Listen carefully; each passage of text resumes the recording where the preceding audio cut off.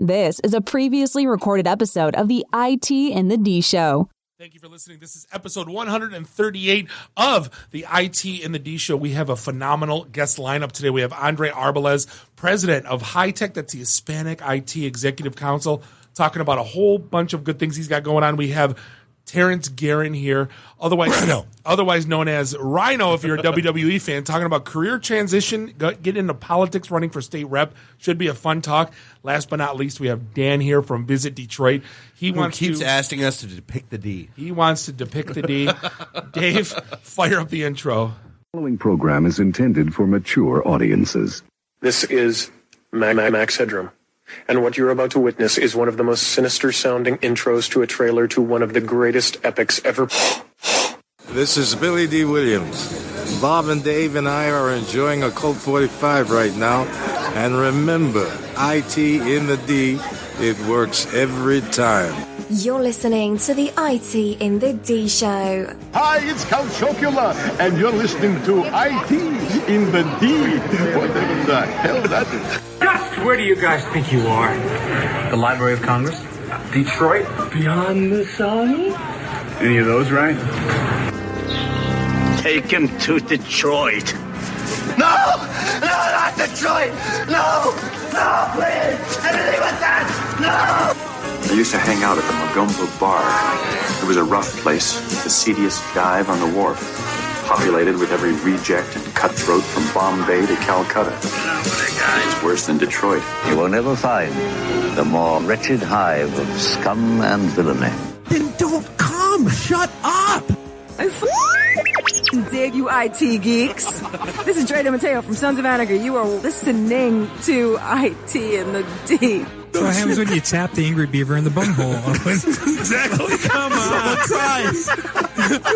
What the hell with this? I'm calling a break. We'll come back to the show.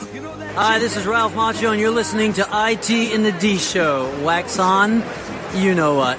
Bob loves it in the can. What's up, everybody? This is Billy Zapka. Sweep the leg. Listening to IT in the D Show. No mercy. I may have to wipe the geek off. Hi, this is Martin Cove, John Kreese from the Karate Kid movie. And you're listening to IT in the D. Yes, Sensei! Are we at a break yet? Hi, I'm Ernie Hudson, and you're listening to IT in the D. All you nerds out there. Nerds? Nerds! What is a nerd? I'm a nerd, and I'm pretty proud of it. This is Scott Steiner, Big Papa Pump. IT in the D Show is your hookup. Holler if you hear me. You're in your underwear? I'm in my underwear. Hey, let's hang out. No, I'm sorry, honey. I have a headache. I definitely want to see Bob in his underwear. That's a fact. That's why I like it in the can. Which kind of scares the shit out of me. Shut up, Barry. Hello, everybody. This is Ming Chen from AMC's Comic Book Man. I'm a techie. I'm a nerd, fellow podcaster. My favorite podcast is IT in the D. I can't say no, and I don't really want to. Well, especially with the back doors open. It's just too big. It's way too big. We got screwed at the same time. Yeah. Really? Should we talk about this? Tag team it. Should I keep going or should I stop? We just lost our clean tag on iTunes. This is Robert Hayes, a tit striker to my mother. When I'm not hanging out at the Magumbo Bar, I'm listening to the IT and the D Show. It's worse than Detroit. Is there such thing as a meat hangover? I love my Monday meat steak. Hey, folks, this is WWE Hall of Famer Hacksaw Jim Duggan, and you're listening to the IT and the D Show. Tough guy. Ho! My name is Michael Zapsik from AMC's Comic Book Man. You're listening to IT in the D. Com. So, what would you little maniacs like to do first? The question isn't what are we going to do, the question is what aren't we going to do. Ludicrous speed! Sir, had you better buckle up? Buckle this! Ludicrous speed! Go!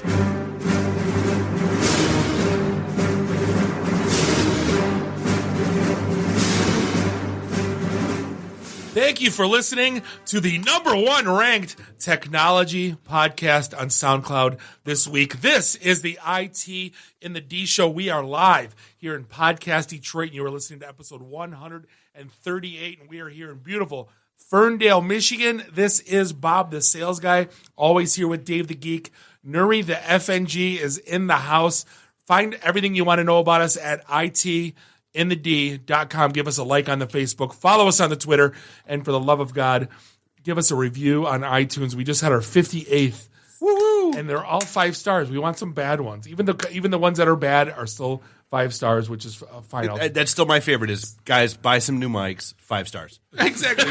Your show sucks, 5 stars. You're always 5 stars in my heart. But do us a favor, mark your calendars, April 21st. It's going to be a social hangout at the Blackfin Royal Oak, no cover, no speakers, no name badges. And I just had a conversation today with one of my coworkers who went to one of the Circle Jerk events. Oh, boy. And and is coming to ours because he needs a good basis of comparison. How many knives did he buy? Yeah, he found 4 guys who wanted to manage his 401k. I'm looking for one. 3 fruit basket salesmen, a couple of insurance guys, nobody in the IT industry. So Wah, wah, wah, wah. Yeah. Hey, we have an all-star guest lineup here in segment 2. We kind of do. In segment 2, we're going to be joined by Andre Arbelaez. He is the president of the Hispanic IT Executive Council, otherwise known as HITech. He is a globe trotter who just got back from Thailand. Who I actually just introduced again to another coworker, my buddy Rick Whitney, who said, he flies at a totally different level than I do. So hopefully one day a shark like him will need a guppy like me. Or I work for John Chambers. He hangs out with John Chambers. Big difference. Segment 3, we are joined by Terrance Guido Gerin. You might not know the name, but you might know the name doesn't sound familiar. You might know him better as Rhino from WWE. He is in the house. He is running for state rep in the state of Michigan in Dearborn. And he's going to be talking about career transition, getting into politics, how to use technology. It should be a fun conversation. Last but not least, one of our favorite guests, we have Dan here from Visit and we Detroit. want this to be a regular thing. I mean, that's absolutely. We want this to be a monthly where we've got Dan in talking about events coming in. I didn't even introduce him yet. Sorry. Dan from Visit Detroit's here. Go ahead, Dave. VisitDetroit.com. Go, Dave. Hi, everyone. Thanks, Dave. Monthly recurring you want him in recurring, yeah. Dan, he's going to depict the D. So, which is an awful hashtag he got inherited with. We like to make fun of him. And yet again, we just lost our clean tag on iTunes. Oh, we did not. Will there be slides of this D depiction? It's implied. So Dave and I had a ridiculous weekend between going to see Kevin Smith on Thursday. Which was you know what? It wasn't quite what I thought it was. It was, instead of like him just getting up there and pontificating, it was a live recording of his Fat Man on Batman podcast. And it was pretty phenomenal. We had front row tickets, dead center, and it could not have been more awkward as a human being. Well, because you're at a show called Fat Man on Batman. And yet the seats were designed for 11-year-old boys. Holy shit! I was like shifting positions. I was sitting up. I was sitting back. I was sitting up. I was trying not to put my arm around Bob to get comfortable the entire night. Terry, we were alternating. Like I would lean up so those guys could put their shoulders back, and then they would lean forward so I could put my shoulders back. And we were like this constant, like, okay, shift, and we're like lean forward. And I know exactly what you're talking about. And Megan, the poor girl next to me, was just hilarious. Like as soon as we all sat down, she was like, "So, are you at least going to buy me drinks if you're going to be sitting on my lap all night?" I'm like, "Well, we can switch. You can sit on my lap, and I'll absolutely be buying you drinks." But it was fun to hear though from his standpoint, like what he thought about Batman v Superman. Yep. And some of the news that came out, that movie just set a global record for biggest box office drop for sales, and for biggest box office drop off between Friday and Saturday, to week 2, and Friday and Sunday. Now, and Sunday you could maybe excuse because it was Easter, yeah. But it also nosedived Friday to Saturday. There was so much hype, right? I mean, it was so hyped. Everyone was so excited. We were there Thursday night. We were at the first showing. And then basically everyone started talking shit about it. And again, the fanboy in all of us should just enjoy the stinking movie, and yet everyone wants to pick it apart and go, it was stupid. I felt more stupid for having watched it, actually. Really? So, yeah, I do. I enjoyed it. I enjoyed it. It was a good flick. I mean, once you get past the whole, Batman slept with Superman's mom thing. So comicbook.com wrote the best story about that movie, where they say, now I know why they're pissed at each other, because apparently in the movie Hollywoodland, which probably 3 people have seen, Ben Affleck has sex with Diane Lane, which is Superman's mom. So then there's a picture of Ben Affleck and her in bed. I go, no wonder why Henry Cavill Superman was pissed. I go, Batman boinked his mom. Yeah, wait, your mom's name is Martha? Oh. How did you know that, Dave? How did you know her name was Martha? No, here's the thing. Like, we picked apart the movie last week, but the only thing, they missed one scene, which would have made me a giant little 8-year-old giggling boy. Is when everyone's seen the damn movie. There's no spoilers in this, but when they drop the kryptonite spear in the water, and all I wanted was... And Lois dives in after it. It was Aquaman just sitting there looking for something. Like, no, I wanted Aquaman on the giant purple seahorse. That was me on the purple sea, yeah. Coming up from the water going, excuse me, miss, are you looking for a shaft with a big glowing tip? You would not have said that. You would not have said that. But like, you missed a whole huge... Like, you had him in the water doing like a whole from Clash of the Titans, like underwater going, rrr. Like, just at least have him say a line, for Christ's sake. Yeah. It would have been nice. But that was fun. And then Saturday we spent the day hanging out with Mr. Mark Larson, who was a guest last week at Falling Down Beer. It was their 3rd anniversary. That was so much fun. Which is a huge monument for any business, let alone a restaurant, let for alone a bar brewery. to make it 3 years is a hell of an achievement. And Podcast Detroit set up. I think we had 8 shows recording. Yeah, they came out and did live broadcasts. It was absolutely awesome. So how was that 20% beer? Was that how many did you have? I might still be buzzed from that. I'm not going to lie. It was the first 20% beer I've ever had. I drink this Austrian triple bock that's like the Samichlaus. 12, yeah, Samichlaus, which is like 14%. Oh, sorry. Did I have the wrong syllable in process? Captain German, I'm sorry. Whatever. And but this is 20%, so I'm like, they only gave it to you in 5-ounce sifters, and you can only drink 2. Allegedly. And a 5-ounce sifter is basically like having 3 shots. Holy shit. Yeah. And so basically it was a blood orange ale, and it was bitter. So he had like 100. I go, what's IBUs? And he's like, it's a bitter thing. International beer unit. I don't bitter. No, bitter unit. Bitter unit. It has to be bitter. Unit. But it was so sweet and so bitter, you didn't taste how strong it was. Wow. But it was like one of the. We couldn't take growlers. It was like you got like this much, and you go now. 40 proof beer. I've had schnapps, I think, that have lower or higher alcohol content. Yeah. I know you're a big fan of Blue Maui. Which you can't get anymore. What? Yeah, no, I mean it was. I mean, and the worst part was it didn't taste like a 20%. No, so you would sit there and be like, wow, that was really good. Why can I only have 2 of these? Yeah, and then 20 minutes later, you're like, wow, was that? Ooh. So the world introduced me to something this week where we all love technology and we love innovation, and sometimes people. Well, before we jump off, so Falling Down. If you're curious about the 20% beer, it will be back on tap tomorrow. They're at 10 and a Quinder. Stop by in Warren. It'll be back on tap until it is gone, and you can't get growlers of it. We tried, even with all of our pull and the blackmail photos we have, we couldn't get growlers or anything. So stop by, check it out, do. And if you've never been, go. The food is great, the beer is great, the atmosphere is great. Reuben egg rolls. It's seriously some of the best beer in Metro Detroit right now. So going back, we've all grown up with technology. We love innovation. We love new stories about things changing the game. And someone introduced some technology this week that didn't change the game, and I think they just did it for the sake of doing it. Now, if you know, Amazon has a dash button, and I have one for my wife in the laundry room. Instead of like saying, "Bob, I need more Tide," or her going to Meijer, we need more Calgon, ancient Chinese secret. So the dash button is basically you push the button, it's tied to your Amazon account, and they ship it to your house, and it's there in a couple days, and life is great. Well, they have one for Slim Jims. How could that possibly go wrong? So, well, wait. Neil told us it was here. No, it's somewhere in the building. I don't see it. So Neil, Neil, you lying bastard. Neil, who owns the building, we were making fun of it on social, and he got one for us. So anytime we need Slim Jims, we push the button, and it'll be in the studio in 2 days. It's probably smart that he actually doesn't have it in here while we're doing it. Yeah, exactly. There's 42 boxes here, guys, you assholes.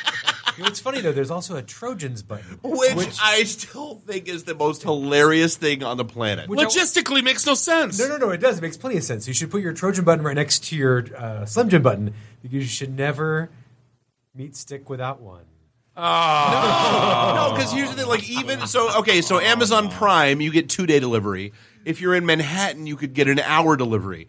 I still want to know who's waiting an hour for a condom? But what if you're running low, right? Like, so you're like 2 left in the package, and you're like, honey, this is going to last. And you're on a slow so weekend. You're thinking ahead of time. Oh, yeah. It's for the future. Because we're All guys the who girls that plans you're going ahead. to, Yeah. But no, so like who's waiting That's that like hour? toilet paper, like condoms, toilet paper. Hey, get the essentials, honey. Tide, Milk, bread, toilet paper. toilet condoms, Slim Jims. Like, Gotta get the bread and milk. who sits there at the corporate offices and just go, we really should have a dash button. It's a phenomenal idea for our brand. When people need condoms, you just put it on their end table at their bed and push the button. You mount it in the drawer right next to your condoms, and you're. I think the delivery guy, whoever shows up, the delivery guy should be dressed as Trojan Man when he shows up at your house. Trojan Man. Trojan Man. That's the only way that could possibly work. So another piece of technology I got introduced to, and I travel a lot on business, Terry. I know you travel a lot on business. Andre, you're like the globetrotter extraordinaire on traveling on business. I didn't realize that hotel towel thievery was as rampant. Is huge. It's worse than I heard batteries in remote controls. Like, I didn't know anything not bolted down in a hotel room was like fair game.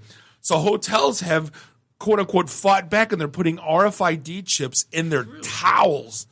Apparently, So they said typically it's a 5 to 20% loss. 1 out of 5, basically 1 out of 5 to 10 rooms. Yeah, So they started putting RFID chips in a couple of hotels that asked to remain nameless.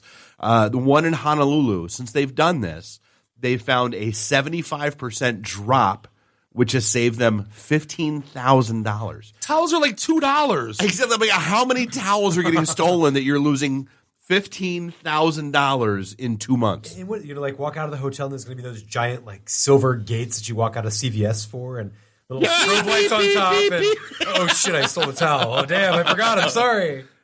Sorry, I have 9 in my luggage. I had no idea how they got there. I never understood the concept of some people. Like, I used to work with a guy when we used to go to trade shows, and everybody would have the tables of trinkets and trash, right? He would have 2 bags. When he would show up, we'd have 1 full of clothes, 1 empty. On the way back, he'd have 2 full luggages. Like, what in the world? Like, cush balls and pens and sweat and the dumb stuff that the vendors give out, which is all garbage. And this guy would load the F up and take it home. And then what did he do with it? Like, all this logoed. What do you do with it? Like, I never. Like, give it to your coworkers. Make them feel better about not going to that convention. Christmas gifts. Right. Re-gift. Give them to your kids. Here's a squeeze ball, honey. Merry Christmas. With an HP logo on it. Yeah, again, what towels? Like, but they're so soft at the Marriott. Come on. Yeah, hey, Mr. Hotel Liaison, find out if the Westin has that. The Westin has very nice towels. They're heavenly towels. So, one of the ones that everybody thought of this as a feel-good story, and I'm sorry, but I have a totally different take on it. So, someone owned or had the @Diet Dr. Pepper. My friend Diana, Twitter handle. Yeah. And so Dr. Pepper came along and said, hey, we would kind of like our name. Why did she have it? The story was she was sitting around her desk in 2009, joined Twitter. She looked around her desk for inspiration, and all she saw was her can of Diet Dr. Pepper. Apparently, she has one on her desk every day, which I get. Sounds like the best marketing story ever. Well, yeah. So are you sure? Yeah. Are you sure it was a real story, or was it? No. So Dr. Pepper reaches out and says, "Hey, we would kind of like our trademark name. We would like to have that." And so, she got them to send was like $5,000 worth, like 41,000 bottles of water to Flint. And everybody's like, "Oh, that's such a great feel-good story." I'm like, "You were committing trademark infringement, and you blackmailed them into sending stuff to Flint, and yay for you. But let's not make this a feel-good story because, well, Diet Dr. Pepper, it's not you." That's them. They own it, and they don't need any more water in Flint. And they don't. As we've heard, they don't need any more water in Flint. But yeah, is that all she got out of it? Yeah, that's all she wanted. She didn't want money. She just wanted water for Flint. I get that, which is super that's cool. kind of cool. Yeah. I guess with Twitter, they don't honor if you trademark a name or something. Oh no, they will. Oh, will they? Oh, they'll gank it in a heartbeat. Domain squatting almost. Yeah. Oh, I didn't know that. Yeah. So, but anyways, it's cool. But Good on Dr. Pepper for not going the we're just gonna thanks, we're just gonna take that. But I heard in Flint what they were doing is stocking up on the water and returning it to stores. I saw that. We actually a couple episodes ago we actually had like some people in here from Flint. And it was I don't mean to laugh, but it's like it's kind of creative, right? We need money. We don't need water anymore. We got enough water. Water returns back. So Nuri, we have 6,000 cases of water in the basement. We're good. Yeah. So what's your take, Nuri? I got to ask you, Dave, a little bit, but you're more of a Linux guy. What's your take on Microsoft announcing they're going to put out command line, Linux command line bash on Windows 10? You know what day that came out on? April Fool's. No. It came out the day before. It did? Well, so did the thing about Trader Joe's closing. It was March 30th. So actually 2 days Wait, before. Trader Joe's isn't closing? Dude, I was like, I sent the article to everyone I know. I'm like, holy shit, Trader Joe's is closing. That was April Fool's? It was April Fool's. Buttholes. Yeah, a day early. Which was means, Linux too? No, Linux is not. Okay. Which is super cool. I'm sick. I hate people with April Fool's. God bless it. You can actually download a lot of those tools and kind of install them on your Windows installation. You totally can. So if you're familiar with Linux like I am, I want those command lines, ILS instead of DIR, right? But now I think it's great for Microsoft. I think Microsoft has already made steps. Like they've got a headless version of Windows, which has no windows. It has no screens to click. It's all text-based. I think it's just like the next evolution for a really good, solid server operating system. So freaking kudos to you, Microsoft. That's super cool. Well, if they're making 10 free, right? So that again, they're not strangleholding the market. Well, sort of free. You're selling your soul, exactly. but it's free. Again, it's Facebook 101. If you're not paying for a service, you are the service. So yeah, speaking of that, what was that Facebook Oculus Rift? It's so ridiculously freaky.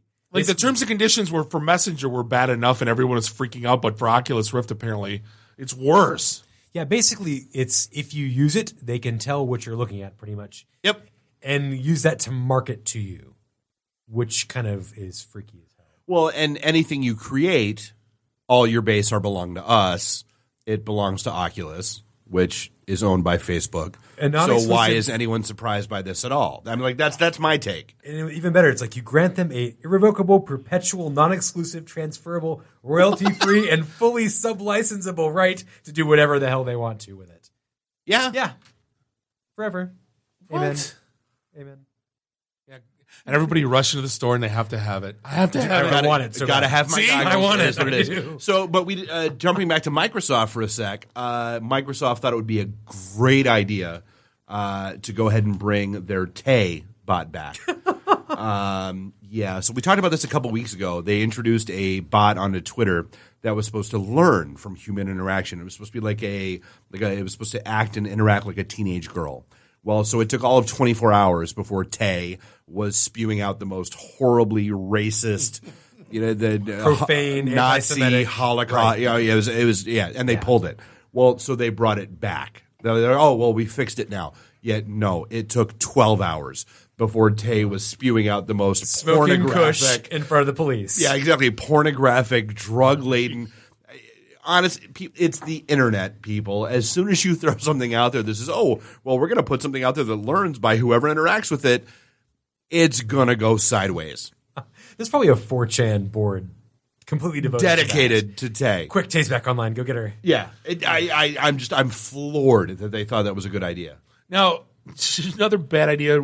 Speaking of April Fools, you read the article. I didn't catch it. I just caught the thing. What did Google do? They did an April Fool's joke, backfired, and it cost some guy his job. Well, apparently. so it wasn't. It was Gmail. Gmail, sorry. And so they added another send button onto the Gmail interface, which basically replaced the send and archive button. Yep.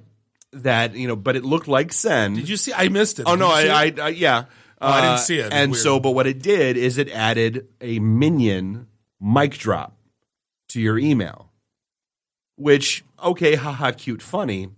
But then you've got people that were like, oh my God, I sent my editor had sent some comments back on an article that I wrote, and I shot back a note that was like trying to like respond to that criticism, and Gmail added a mic drop and they fired me.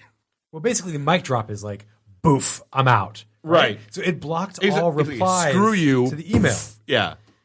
Really? So you could send me a message and mic drop, and then I'd be like, Bob, you're an asshole. You would never see the reply. Which is kind of I think it's pretty funny. But. Oh, hilarious. Did he get his job back? I didn't follow it after that. No. See, again, what did Google come out with on April Fool's too? Like the cardboard plastic? Like actual reality device. Right. Yes. Look through plastic and see the world as it is. And in the Netherlands, they did a self-driving bike. I saw that. That was hilarious. That was awesome. Yeah. I want one. So let's talk about our friends at the TSA for a second. We're flying in a couple weeks. We'll be heading down with Terry out to Philadelphia. The TSA apparently spent $1.4 million. With an M? Million. Yes. For an app that would randomly point left or right. Random. A randomizer. Yeah. So 8 lines of code and a picture of an arrow. 1.4. Exactly. Oh, you're brown. You're randomly selected. No. Last name of Gojai? Okay, sure. Your name has more consonants than vowels. You're randomly selected. But no, so $1.4 million on an app that would randomly point left or right. Dude, for $1.4 your tax dollars at work, ladies and gentlemen. For $1.4 million, I'd write an app that actually interfaced with terrorist databases and the airlines and API calls. For $1.4 million, I will personally build that for you, the TSA. My Twitter handle is @NuriGojai. Somewhere in there was like they were sending iPads too, but again, how many? Well, no. They said even if you assume that $1.4 million bought the iPads, they still paid almost $400,000 for 12 for lines the of app code to IBM, actually. Yeah, which is probably charging all kinds of money for upkeep and software maintenance. Right? Yeah, that was outstanding. But so before we hit our break, one of our most favorite topics is the Internet of Things. And there was a tweaked out story that came out today that, Nest bought Revolve. And Revolve Google. No, Nest. Oh. Okay. It was Nest bought Revolve. And they went ahead and Revolve was a great little platform. It was an interface that would, do basically the same things that Nest does. Looks like hummus dip. Yeah, or ranch dressing. It's Z-Wave, right? So it's basically home automation, controlling multiple devices using Z-Wave technology. Yep. Right. And Nest came out and said, yeah, we're just not going to go ahead and run that anymore. In fact, not only are we not going to go ahead and support it anymore, we're just going to go ahead and brick the devices in your house. Sweet. So is that the same as when what was it? Somebody else? Oh, Apple bought Topsy. Yeah. And just kind of like brought it down. Yep. So same kind of idea. Yeah, so I loved the analogy in the article. Like, imagine, you buy a laptop from Dell and you buy your 3-year warranty. And they say, oh, by the way, at the end of 3 years, we're just going to go ahead and disable your entire computer. It's just going to power down and never power back up again. Like once in a while I want to turn on my Nintendo 64. You're going to shut that down on me? Yeah. Or people have Commodore 64s that have worked since the 80s? I have one. There's a still working. Friggin' school district in Grand Rapids that's still running off of a Commodore 64. Air conditioning, yes. Dave, it's a 128. Correction. Sorry. It's way more advanced. Please. But no, I mean, there's people that have their whole homes running on that this. was that story. That was that whole story. Is like they've literally got their entire home automation, their alarm system, their fire detector, Andre's got like his motion. Everything. Yeah, he walks in the home, the front lamps go on. It's all motion detect the whole house. Yeah, and it's like, well, again, we talk about how great IoT is, but then again, it's a modern day clapper for the most part. You're just walking in a room and instead of going like this, it totally is. And they're making it this big deal. But now, we're at the Liberty. What happens if Nest turns off tomorrow? I got to buy a new GD thermostat for my living room? Well, that's what the guy said. He's like, I could go out and I could buy like a Nest device, or I can go out and I could buy a Samsung device, that would go ahead and take care of the same stuff for me. But I own this, and you remotely are turning it off. It's a scary precedent, right? So what's next to die? Terry, there's your geek platform. Oh, no, I'm just following you guys. It's pretty interesting. Whatever happened to a light switch and turning it on and off yourself? Or setting the alarm yourself, I understand the convenience. We're too lazy for that. Terry be using clam phones right now if the phone store would let him. Yeah, him and Jamie Cox. Remember the day when we had cords on the phone? We had when we were kids. Oh, yeah. Privacy, talk to a girl. Well, yeah, that's right. I needed the 30-foot phone cord. Yeah. In 90s kid problems. Yeah, I want to call a girl, but I'm afraid her dad might answer it. Yeah, the kids today will never know that struggle. But hey, we're gonna bounce up against a quick break. We're gonna spend some time in segment 2 with Andre Arbelaez from the High Tech. This is the IT and the D Show, and we'll be right back. Hi, this is Jeremy London from Mallrats, and I'm just wondering, how did I go from Hot Floridian Sex with Brandy spinning to the IT and D Show? IT in the D. Read, meet, listen. Networking Detroit, one beer at a time.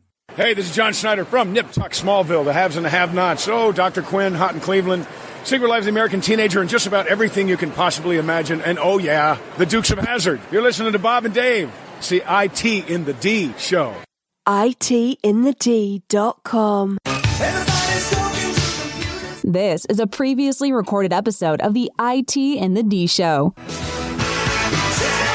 Welcome back. This is segment 2, episode 138, the one and only IT in the D Show. We are live here in Podcast Detroit, beautiful Ferndale, Michigan. This is Bob the Sales Guy here with Dave the Geek, Nuri the FNG. Find us online, ITintheD.com. Give us a like on Facebook /ITintheD. Give us a follow on the Twitter. Big shout out to Randy and Ian, who are live tweeting the show as we speak.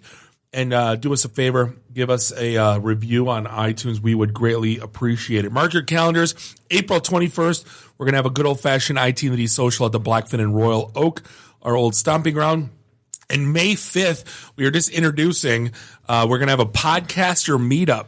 So if you are in or around or want to podcast, if you've been doing a show for 10 years or if you don't have any clue what you're doing, we'll be hanging out at Activate Gaming right below our studio. We're going to be playing video games, hanging out. There's no agenda, no speakers, no cover, none of that. We're just going to be hanging out with podcasters and sharing ideas, and for no other reason, just saying it's fun. Right. That's all we do. Yeah, and you don't have to be with us. You don't have to be with any. We don't care who shows up. We just want to we want a wide variety of folks to show up.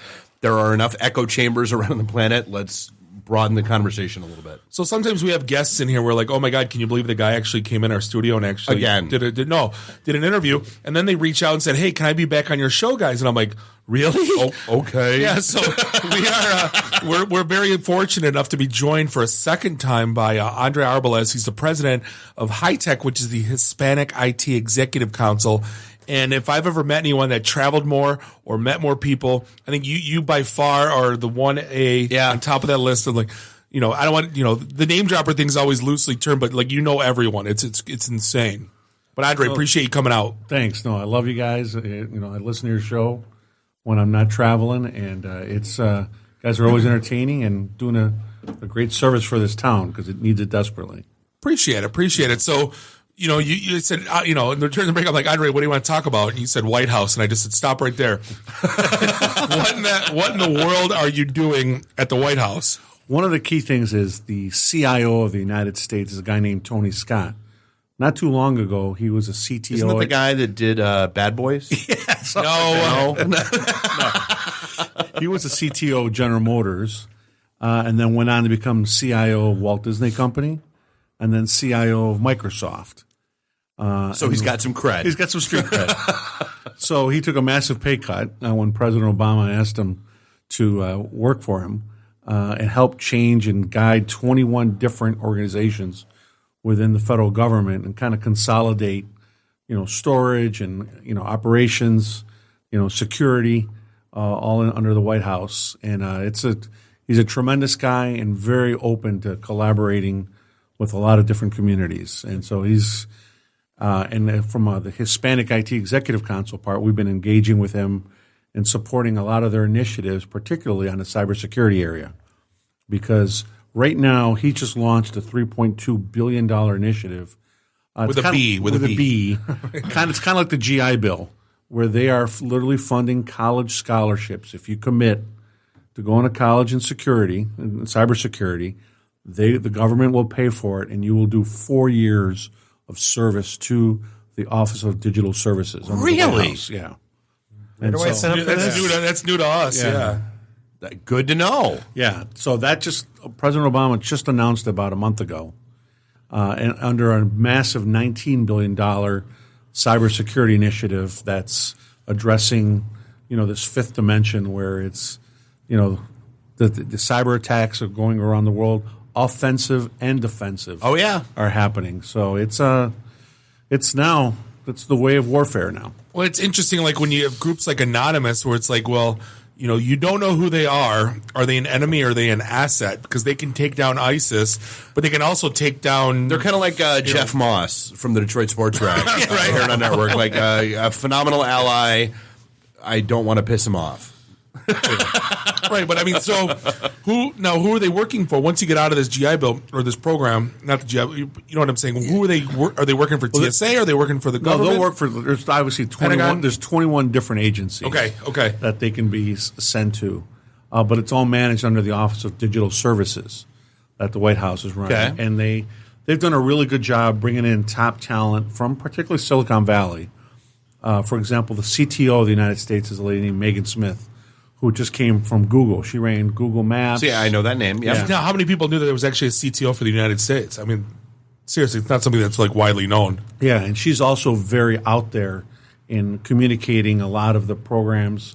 When I was there recently, we were running a program under President Obama's My Brother's Keeper program, tailored to the African American and Hispanic communities, and it was all about getting communities in trouble to learn more about technology, so coding, and it was really the President Obama's initiative to get people out of trouble and really start getting them educated. And that's a program deeply needed. As we know in Detroit, we have a lot of unemployment, in the inner city.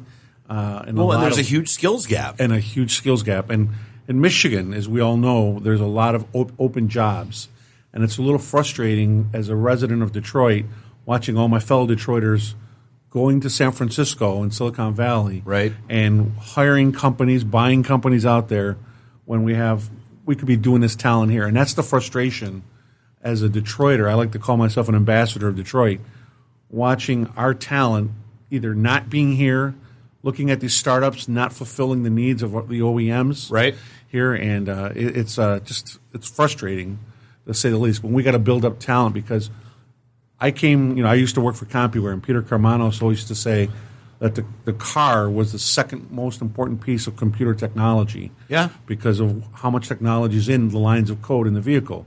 Everything's now about the connected vehicle, the infotainment, and now the big thing is autonomous. And, when GM goes out and buys companies in Silicon Valley, small companies, like, 49 people for $1 billion. Right. There's a reason. There's a reason they're going out there, and that means we're not producing good talent out of our universities here. I think they are. They're just leaving right away. Yeah, well, yeah, they are. And we got to we don't work well as a community to keep talent here. So what's your take real quick on, there's a lot of, fluff pieces in the media about Detroit being the next Silicon Valley. It's Silicon Prairie. Is it garbage or is it? I researched that today. I call it, sometimes I had a lunch meeting today, I call it a false reality. Because I think the Bedrock Ventures they had 44 acquisitions, only 3 exits so far. Okay. And that's really how you judge success, the amount of exits in there. And you go in Silicon Valley, you see constantly companies maturing and exiting, out of the process, being acquired, and you just don't see that in Detroit. Well, you look at, we talked last week, if you make $250,000 a year in California, you can apply for government subsidized housing. In Palo Alto, right? Yeah. Oh, I give a speech what $500,000 gives you in Silicon Valley. That's where I live in White Lake, and literally the jaws drop because you get you may get a studio apartment, and if you're lucky, a covered parking spot in Silicon Valley. Ooh. Here you can get a house on a lake, boats and a boat, and still have money left over. Yeah, that is a tremendous value that Detroit can offer from a technology aspect. As a matter of fact, in one of the events that the Hispanic IT executive runs in Silicon Valley, we did it at Cisco, and at the time, the president, Gary Moore, specifically identified Detroit as a area of challenge because they felt in Silicon Valley they could lose people coming to Detroit. Interesting. Yeah, but we have not done a good job as a collective, the CIOs of the OEMs working together to make Detroit that IT and the D that it still should be. very, very siloed. Very siloed. They don't work together, and that's part of my future missions is to get these guys to work together as a collective, because that's the only way we're going to work. Interesting. Yeah. So with that, I've gotten a bunch of CIOs together, and we help Oakland University.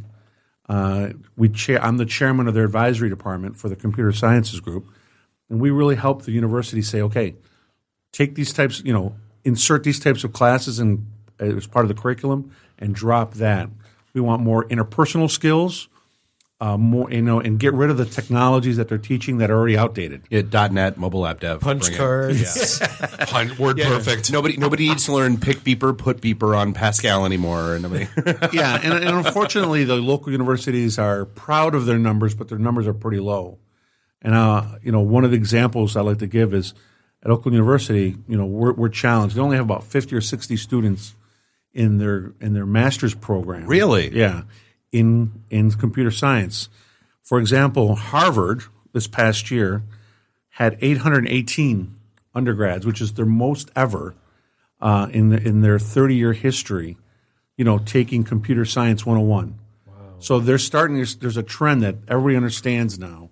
You got to do that. But the challenge is, and where my focus is particularly in the minority areas of that, the diversity side, where the numbers are still abysmal.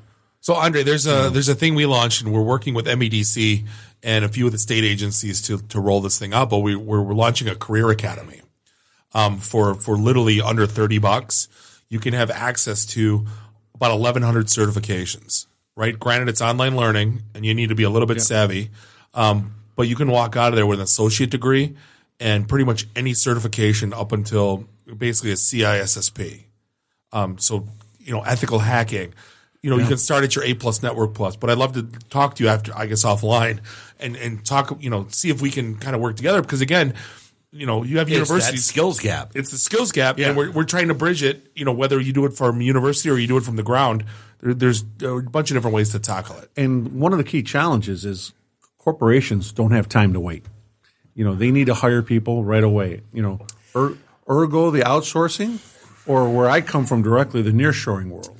They do, and and this is one of the things that drives me just absolutely nuts. It was about 2 years ago. I had a conversation with a VP of IT at a large company who, at the start of our conversation, lamented about laying off 30, big iron, COBOL mainframe guys, yada yada yada, and then an hour later, and a couple of drinks later, was lamenting not being able to find .NET, Java, mobile app devs, and I was like, man. Training, do you not even know that there are programs out there that you had those people that knew your back-end core business logic and systems through the state? You could go ahead and get 80% of their salary paid as well as their entire training paid to turn them into that quote-unquote purple squirrel that everybody is looking for, which is, hey, I know front-end app dev and I know your big iron business logic. You could have had it. And he was like, dude, I didn't know. And then the backside of that, too, is they'll be loyal as hell to you forever because you just gave them a new lease on their career.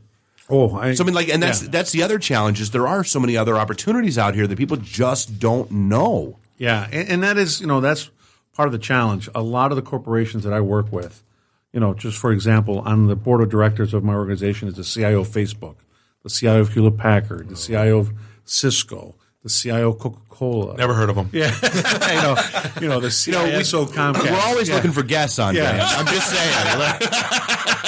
With a little more planning, I would have had someone call in. But all these executives and more, and DHL, JCPenney, Macy's, they're all coming in because they need this talent, and they're all shifting themselves from being the traditional companies that they've been viewed as to technology companies that they're going to be. For example, next year we have both JCPenney and Macy's hosting our events, one in Dallas and New York respectively, and that's a major shift for these companies because they're trying to position themselves as online tech-savvy retailers. Well, it's like we talked with Leo, when he was at Blue Cross Blue Shield about how they've basically shifted to they're a technology company that, oh, by the way, sells insurance.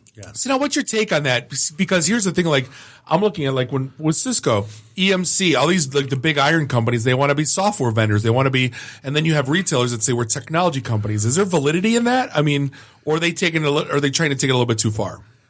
Well, everybody's trying to be the sexy company now in the technology space, and so they're all fighting, to be that lead position, and then fighting to be the digital leader in that position. And yet you have Amazon now opening brick and mortar for crying out loud. I know it's all coming around circle, I mean, that's the mainframe, and it's all coming back. That Cloud computing, shared resources. Yeah, totally. Yeah, it is. It's a challenge. And what's the cloud? It's someone else's computer box. That's right. You're paying for time on it. Oh, damn! Again. So everything old is new again. We're right back to shared resources on a mainframe. That's I could just see like JCPenney going, "Hey, we're trying to get to the cloud." Amazon's like, "We're trying to get brick and mortar." JCPenney, "Oh shit! Like we're already here." Like let's convert some old Sears into water parks. Yeah, but that's there's definitely these major shifts going on in the marketplace, and which is causing constantly the need to find great employees, and obviously in my world, the diversity inclusion side, it's these companies really looking to particularly bring the Hispanic community up, and so I'm giving a speech on Friday in Miami. I'm on a panel talking about the challenges of Silicon Valley. Because if there's anywhere that needs to learn about inclusion of Latinos, it's Miami. Right. Well, I do like to say when you arrive in Miami, you have to show a visa. So it is officially part of Latin America. But it is something that corporations do challenge, and I'm very fortunate to work with a lot of great ones that are really making the commitment. But the numbers are still low. Really? Yeah, in the Hispanic community, in Silicon Valley, it averages around 5 to 6%. In the African American community, it's about 2%. So it is a challenge to work with, what they call HACU, which is historically the Hispanic Association of Colleges and Universities, as well as the historically black colleges, to get more of those students trained in the computer science field. Well, the three of us are actually speaking in Southwest Detroit at a couple schools, basically because nothing better than 3 40-year-old white guys that tell inner city kids. 2 40-year-old white guys and a 30-year-old white guy. Oh, sorry. But just to say how there's opportunity in IT. But again, we got to start somewhere. Yeah, we do. As a matter of fact, we have a national program. We partner with a school called Cristo Rey.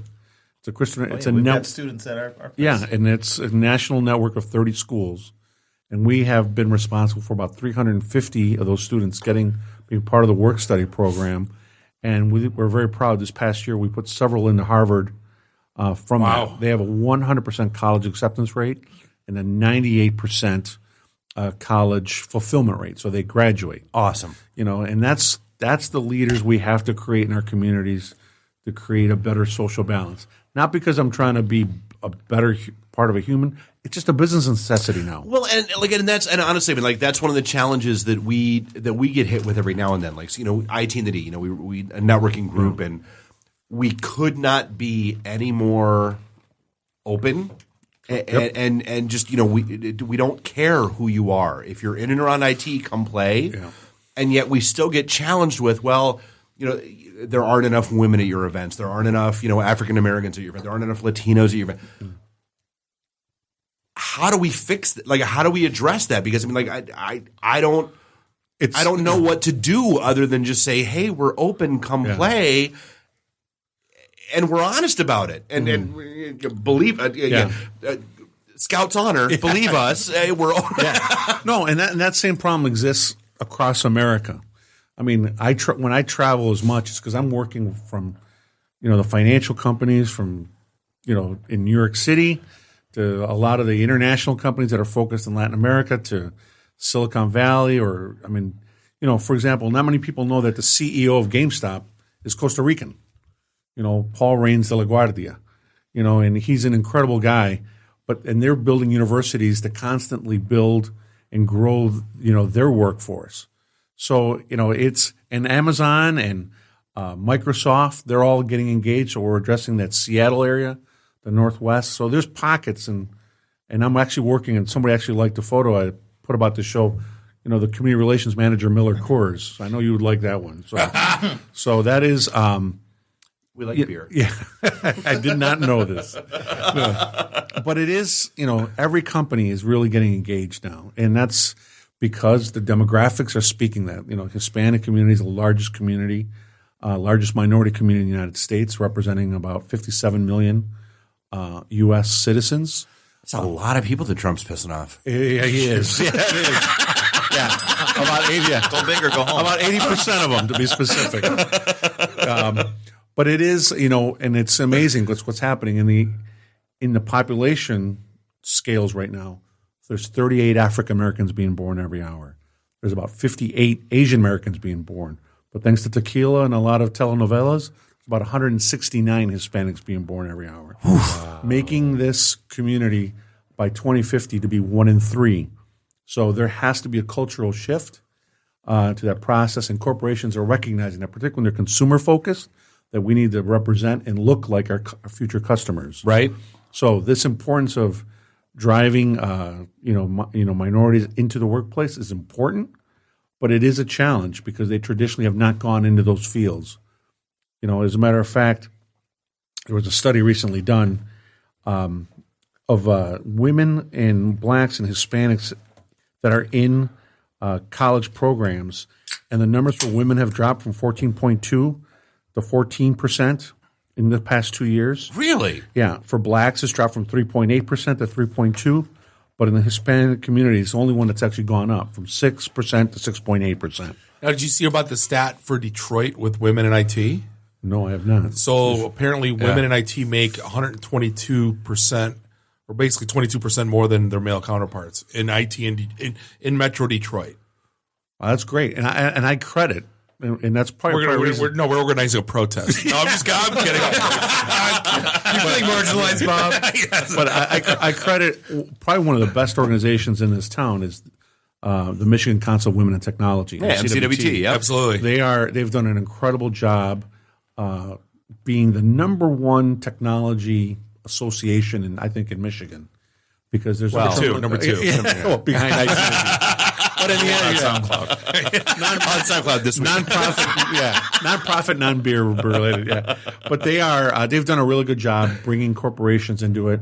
And, right now the CIO of Ford Motor Company, Marcy Cleaborn, is there. So, that's an important, and I used to work a lot, supporting Daimler Chrysler, where they had 2 back-to-back incredible female CIOs, Sue Unger and Jan Birch. Yep.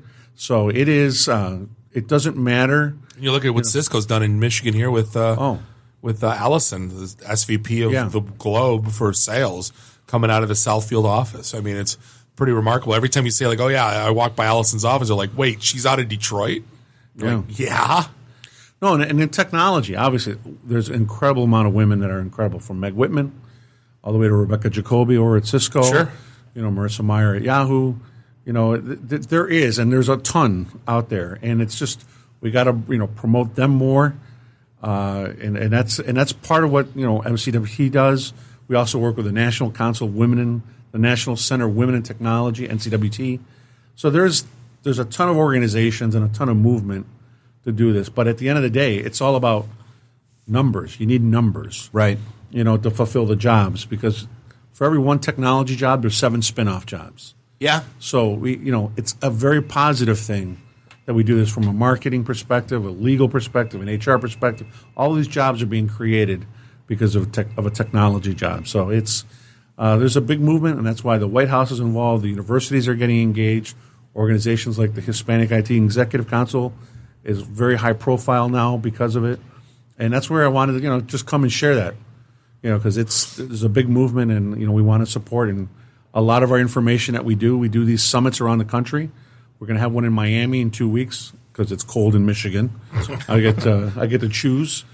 On April. But it's April. It's going to be warm now. April Fools. April Fools, yeah. So we'll be doing a big event April 21st and 22nd, where a keynote speaker will be, one of our major keynote speakers will be the CIO of JCPenney. She's coming in. And then we're going to do a big one in Washington, D.C., hosted by Capital One.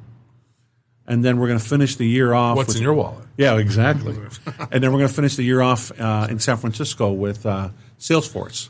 on November 2nd and 3rd. Mark Benioff and his team have come in huge, in that process. And then we already have JCPenney lined up in Dallas next year, and then we already have Macy's and then GE Digital, in San Ramon. So I got companies lined up, in a very positive way that want to get engaged. But it's an incredible movement going on. That every company is becoming a technology company, and we need to push that more in Detroit. And that's why I love what you guys do here, because it is constantly telling that message. Because one of the things you learn in college is frequency times rate. Yeah, you got to tell the message more. Yeah, and we got to work together at it because it's just not done well enough, as a collective. So how do we read more about high tech? Go to our website, hitechglobal.org, HITEC, global.org. A lot of our information there are videos. We really work really hard to communicate really well what we're doing. And you'll see all the social media from there. But that's number one area that we do, and I'm always accessible, and if I'm in town. If you're in town. If I'm in town. And if you don't give us a week notice like you did this time. That was kind of our fault. It's a pleasure having you in. We could do this whole show dedicated to you. Next time, let's plan a little bit and let's have a whole show because there's so much stuff we can deep dive into and about the cool stuff you're doing. And we really appreciate spending time with us. Ladies and gentlemen, Andre Arbelaez from High Tech, hitechglobal.org. And we'll be back. We're going to take a quick break, come back with Terrance Gerin, a.k.a. Rhino from the WWE. And this is the IT and the D show, and we'll be right back. IT and the D. Read, meet, listen. Networking Detroit. One beer at a time. Hi, I'm Brittany Daniel from The Game, and you're listening to IT and the D show. ITintheD.com. This is a previously recorded episode of the IT and the D Show. Welcome back. This is segment 3, episode 138, the number 1 ranked technology podcast on SoundCloud this week. This is the IT and the D Show. We're live here in Podcast Detroit, beautiful Ferndale, Michigan. This is Bob the Sales Guy here with Dave the Geek, Nuri the FNG. Find everything you need to know about us at ITintheD.com. And we are joined by we're not worthy with Andre being here. We're double not worthy with our next guest. He will gore the hell out of us if we don't say that. His name, if you don't know, is Terrance Guido Gerin, which I learned your middle name was Guido. Better known as, if you're a wrestling fan, as Rhino, who's been around for at least 20 years from what I recall. Thank you for dating me. We haven't dated yet. Wait till Philly. Yeah, exactly. But the reason why we invited Terry here, or a.k.a. Rhino, is you are running for state representative in your hometown. Yep. District 15. District 15. So, I mean, one of our favorite topics, one thing we like to talk about is career transition. Well, actually, I'm not giving up on wrestling. As a state representative, you only have to report to Lansing. I think it's like 86 days out of the year. Okay. Unless you're called to vote on something. But you can still do other things. It's kind of like a part-time gig. You're also... all government positions should be. Yeah, just saying. Exactly. But I mean, you're obviously on call full-time. You need to be in your district, see what, how things are going and this and that. So it's technically a full-time job, but yeah, so... Well, that was one of my favorite stories. I invited you to. We went to opening day Tigers last year, and I said, what would you guys? On a date though. No. We just hung out, and I said, no. Bob told it. And he goes, so how was it? I go, let's be clear. Yeah, I was like, God, the guy talked politics. Go ahead. I go, God, the guy talked politics like the whole time. It was actually kind of funny. It's a passion. So talk to me. Like you got a huge passion for history, politics. How does this go back all the way back to? Well, at least 15, 20 years. I love my country. I love this. I enjoy traveling. Traveling helps you out especially if you love history, because you get to go places. And you get context. Yeah. Well, the thing is you're walking through history. Yeah. Like if I never wrestled, I would have never went to Germany. I would have probably never went on a plane. I've been to over 20 different countries. You learn the culture. I was able to stay in Germany for, I want to say, 5 months the first year when I went over there to work for Otto. And then I think it was 6 months the following season. So you get to learn the culture. You get to, especially with World War II, you get to visit some sites and sites that you never thought you would visit. You only learned when you were in high school. Like you read a book, you see the pictures. Yeah, but when you're walking it's not the through, same. when you're walking through a concentration camp and the foliage is growing over a lot of this stuff, and you come across a burial ground that over 1,000 people are buried in, it just really hits you in the face, and and you realize that was only like 60, 70 years ago. So it's pretty recent, and it's scary because that could happen again. So stuff like that, if we're not careful. So well, and that's that's one of the things that I always laugh at. Like I've traveled as well, and like you go to England and Ireland and places like that, and you're like, oh, America's got a lot of great history, and they're like, that's cute. Yeah, like we have pubs that are twice as old as your country. This church has been here since 1400. Right. I remember going to it was a monk asylum turned brewery in Austria from like the 1400s. Yeah. And I'm just sitting there going like, and the chairs were probably there from the 1800s. Yeah, that's cute. Yeah, exactly. Tom's down in 7 Mile's been there since 1941. Yeah, the oldest bar in Detroit, 1902. Right. Yeah, that's cute. So I mean, the $1 million question is, okay, so you're jumping into politics, and the other, we seen some. We were talking about the articles we've seen online. First thing we read is, oh great, this is what Donald Trump's doing. He's making pro wrestlers go into politics. Well, how do you Jesse the combat Body that? Ventura did it. Let's just be clear. And then Arnold Schwarzenegger kind of, right? He's he clearly did. He wasn't a wrestler. He wasn't a wrestler. He was bodybuilder. Still, yeah, I mean. Well, I understand that people may think it's a gimmick or people may think it's a joke, but they don't know me. Like you said, at the talking with you for game, 10 minutes, it's a evident. passion. Yeah. It's a passion of mine. It's about helping people out, trying to make their lives a little easier. I know what it's like to be poor. I know what it's like to have a dream and go after a dream. And I want to tell. I grew up in America. In the 80s, where I was told you could be anything you want to be. How do you do that? Work hard, have goals, set goals, achieve them, and just say no. Exactly. It was a big part of the 80s. Believe it or not, yes, just say no until the 90s rolled around. Right. We won't get into that. Thanks, Bill Clinton. Yeah. Well, I'm proud to say I did inhale and I got the munchies and. But I'm happy to say mid-90s. You've lived a life. That. Yeah. Well, I mean, I take pride in not doing drugs. I know it's a big issue nowadays about legalization of marijuana. I say we meet in the middle. If you have a bag of marijuana, you're going home and you're not driving under the influence, just let them go. If the guy wants or girl wants to knock the edge off after work, fine. But if you have 2 freezer bags full of marijuana, chances are you're going to sell it. Yeah, if you've got a trunk full, a little different. Yeah. Write a ticket and then, so we're creating some revenue and we're not clogging up the jails.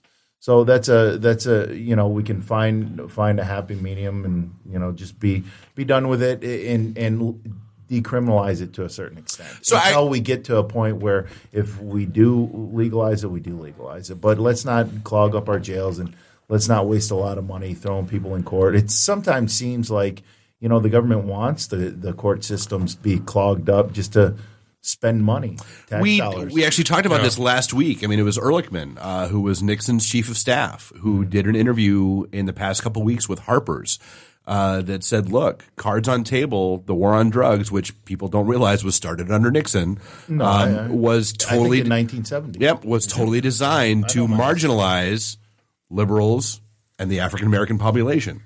That's why it was there.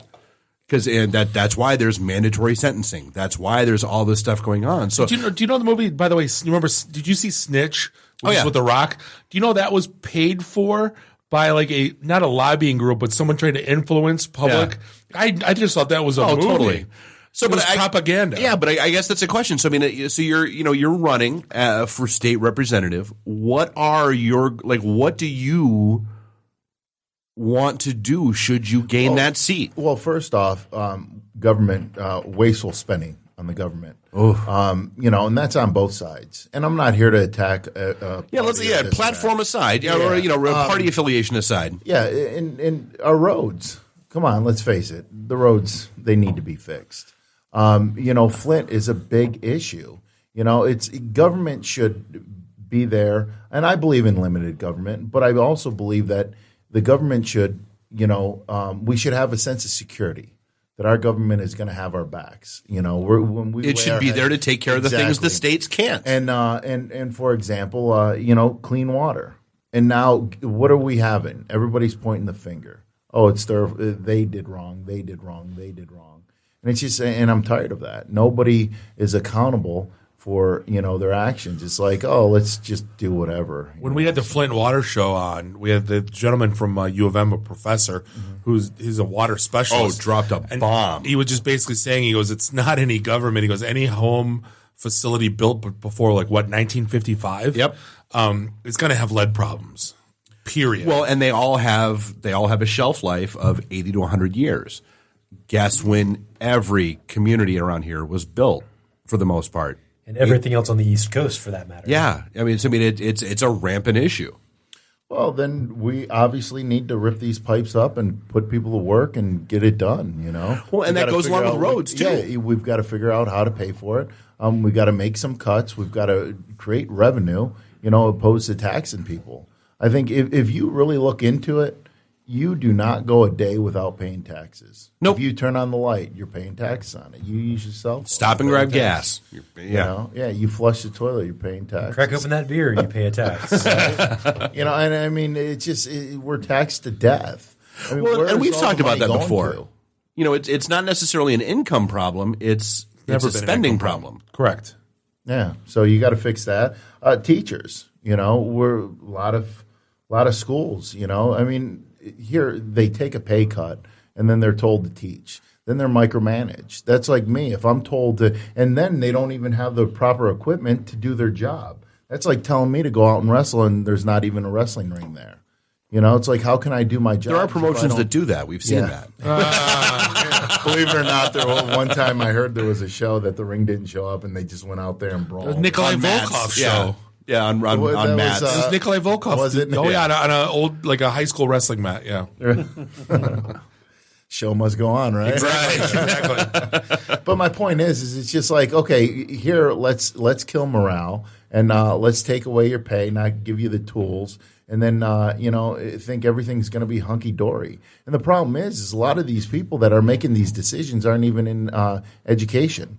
So what you need to do is you need to get a lot of people together, or a few people together that are in education, have them tell you what they need, and then figure out how to pay for it. Well, and yeah, I mean, I've got a couple teachers in our neighborhood that are, that we've got a school at the end of our street, and we do a lot with Operation Kid Equip, and we hear that over and over and over again. That God, how do teachers make less money than I do? Cards on table for what it's worth. How is somebody who's responsible for the future of our kids and the future of this country making less money than we are? Yeah. And then you got the conditions in Detroit Public School, right? That was an article this week where there was $900,000 in kickbacks. $2.7 million in fraudulent charges across 13 different principals. And then $900,000 paid back to them. Yep.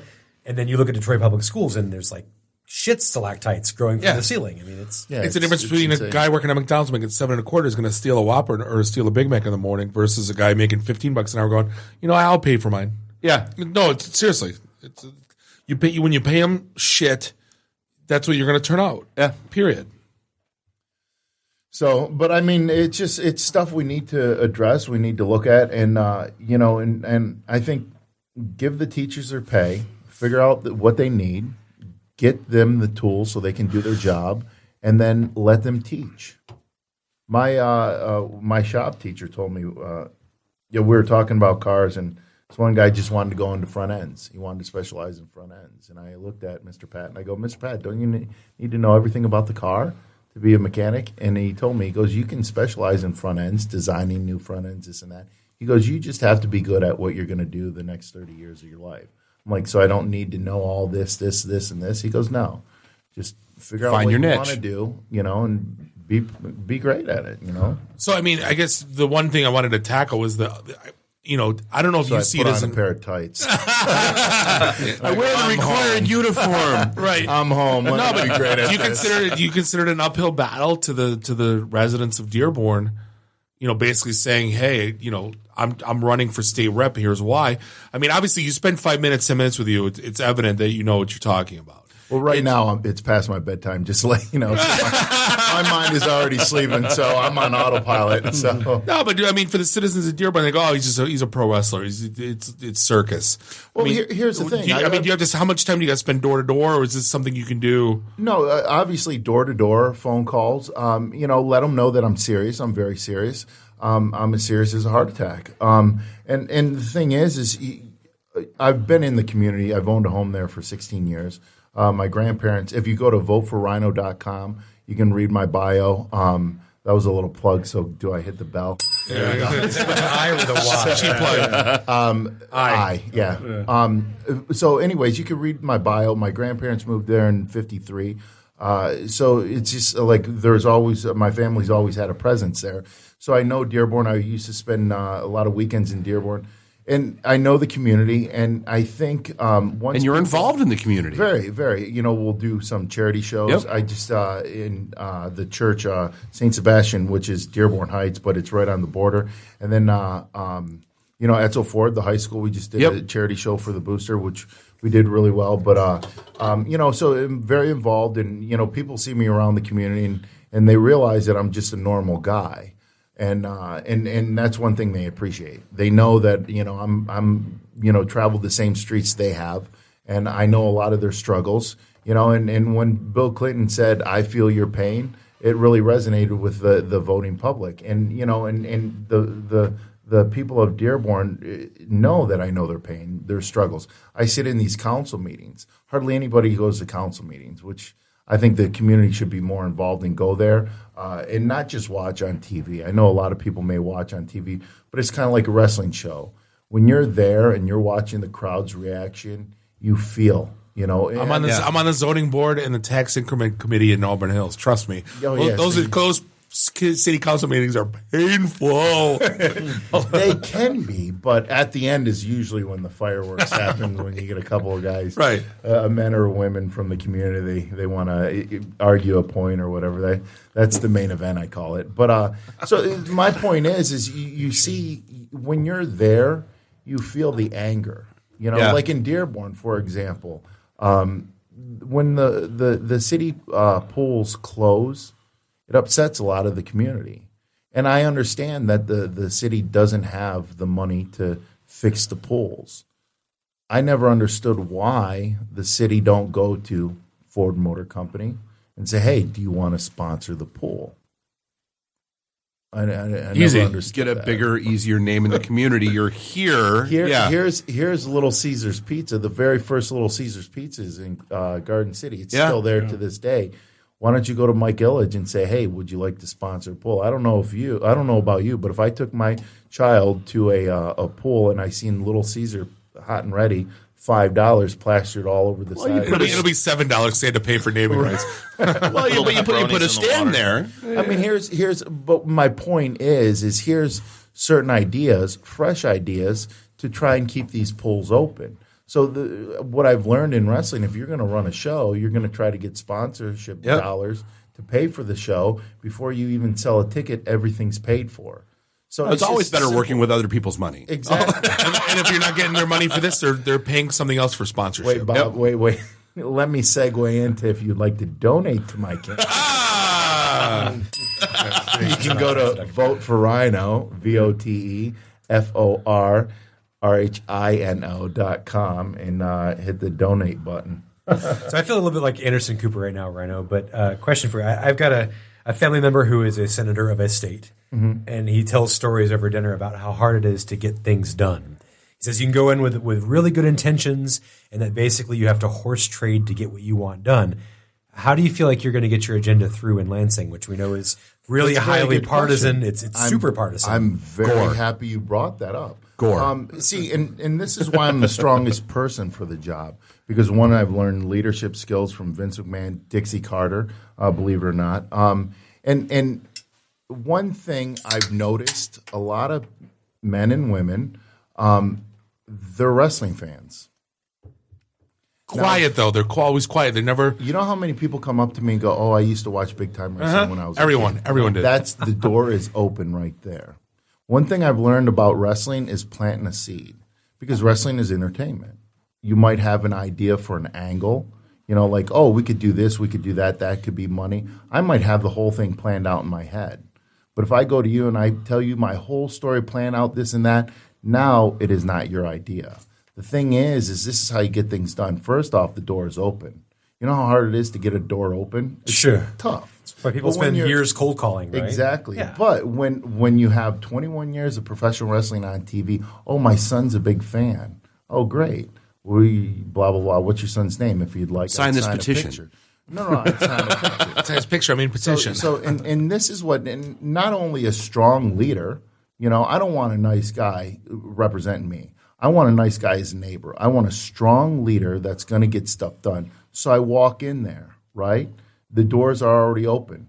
They know I'm not there to push an idea, this and that. I'm there. I'm going to talk to you this and that about big time wrestling, whatever you watch as a kid. I know a lot of the Sheik, the original Sheik, Bobo Brazil, all these guys.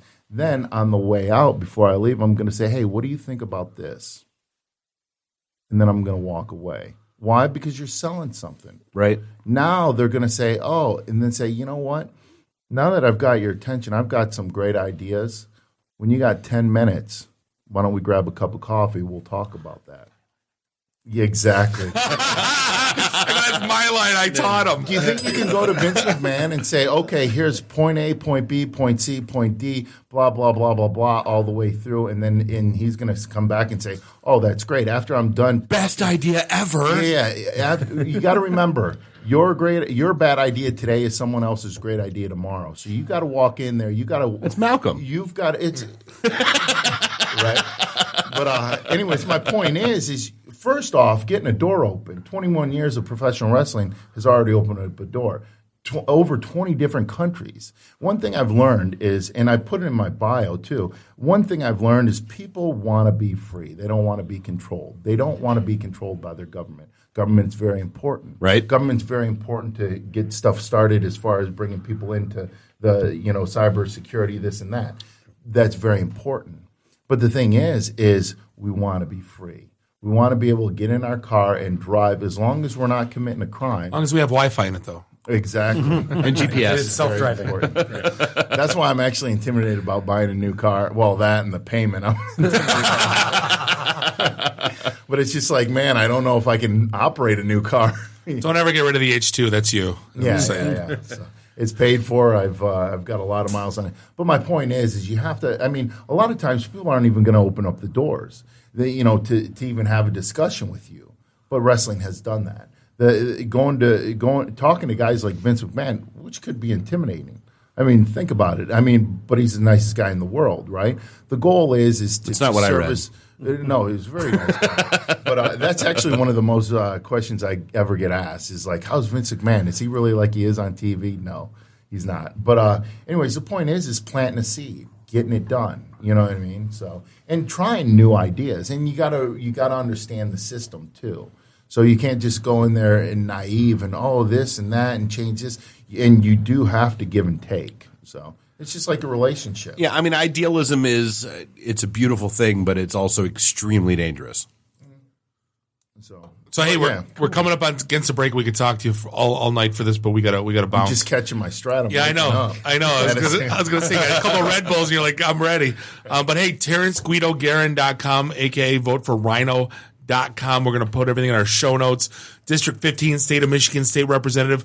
Terry, best of luck to you. I look forward to being along with you on the journey on this. Cool. And thank you for spending some time with us. Journey. Absolutely. I can't wait. Blast. And we're going to be back with Dan. We're going to be talking about depicting the D. This is the IT and the D show, and we'll be right back. IT in the D. Read, meet, listen. Networking Detroit. One beer at a time. Hey guys, it's Time Hawk, Bruce Leroy from The Last Dragon. You're listening to the ITintheD show. ITintheD.com.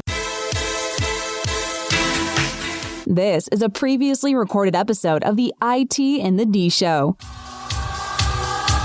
Welcome back. This is segment 4, episode 138. This is the one and only ITintheD Show, broadcasting live here in Podcast Detroit, in beautiful Ferndale, Michigan. Often imitated, never duplicated. This is Bob the Sales Guy here with Dave the Geek, Nuri the FNG. Coming up on stage 2 at Cinnamon. Find everything you want to know about us, ITintheD.com. And if you want to listen to the show live, we have an app on, just look up Podcast Detroit on Apple or iOS or Android. Apple or iOS? Yeah, I did that on purpose. Have another beer, Bob. Oh, come on.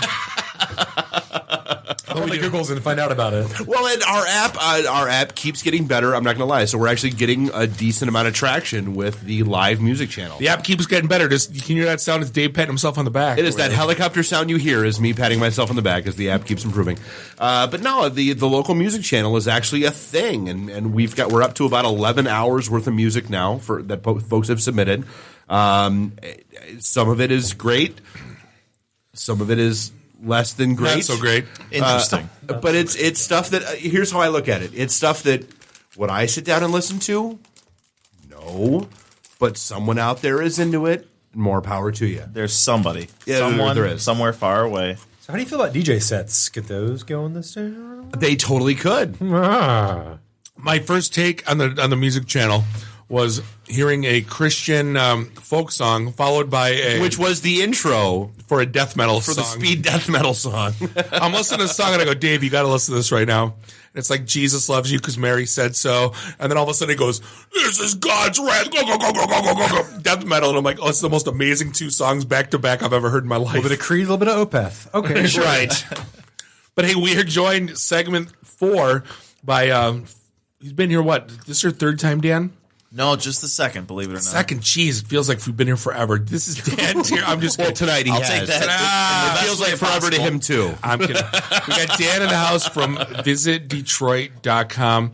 If you didn't hear how we met him the last time, it was because we signed up to do the Detroit Applebee's scavenger hunt, right? And then we couldn't go because it was fantastic on weekend. Right.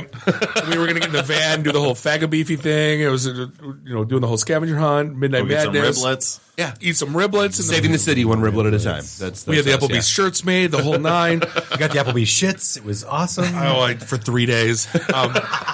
But Dan, we wanted you back here just because we want, what Nain Rouge is done. Opening day is coming up. What are some of the things going on in Detroit? What are some of the, I guess, the great attractions? Well, that's why we wanted it to be a recurring segment. Like we're going to get the first Monday of the month. Let's get Dan in and talk about what's coming up for the future month that people might not know about that's going to be happening in and around Detroit. Yeah, exactly. And you guys talk about scavenger hunt, and I've got a box here. I'm going to go all Brad Pitt. What's the box, Dan? So you guys fit a head in there. You guys get the first look at. Did you actually draw the D for us? No, it's a golden D. Look at this. We need this. This is what you guys missed. This is a trophy for the up-and-coming scavenger hunt, for the Shell Eco Marathon Visit Detroit Scavenger Hunt. Okay? We this need is this. what you can win. You can have this in your studio. Can I drink Jägermeister out of that? You can do whatever the hell you want with it. Dude, it's like an Emmy almost. Yeah. You know what? I was going to let you hold it, but because it looks so nice, I wouldn't let us hold it. So, the trophy, Dave. Like the trophy. Yeah, I would. Nothing to drink the D here. But 1046. That's in the intro. That's